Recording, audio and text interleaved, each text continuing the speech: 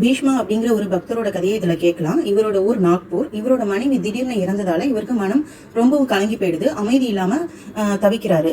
யாரோ ஒருத்தவங்க சொல்றதை கேட்டு ஸ்ரீடிக்கு போய் பாபாவை பார்த்தா அமைதி கிடைக்கும்னு சொல்லி ஸ்ரீடிக்கு போறாரு. அங்க பாபாவோட பக்தர்கள் சில பேர் அவருக்கு பாத பூஜை செஞ்சு அந்த தண்ணீரை தங்கள் மேல தெளிச்சுக்கிறாங்க. சில பேர் அதை குடிக்கவும் செய்யறாங்க. இதை பார்த்ததும் பீஷ்மாவுக்கு மனசுக்கு ஒரு மாதிரி இருக்கு. அவர் மனசுக்குள்ள இருக்க பேத உணர்வு இதை அக்செப்ட் பண்ணிக்க மறுக்குது. ஒரு மனக்குழப்பத்தோடய திருப்பி அவர் நாக்பூருக்கு வந்துடுறாரு. ஒரு நாள் அவர் தூங்கிட்டு இருக்கப்ப அவருக்கு ஒரு கனவு வருது. அதுல 3 பட்டை போட்ட ஒரு துறவி வராரு. அவரோட சிறப்ப பீஷ்மா பூஜை பண்றாரு. அந்த துறவி இந்த பீஷ்மா கிட்ட ஒரு காகிதத்தை கொடுக்குறாரு.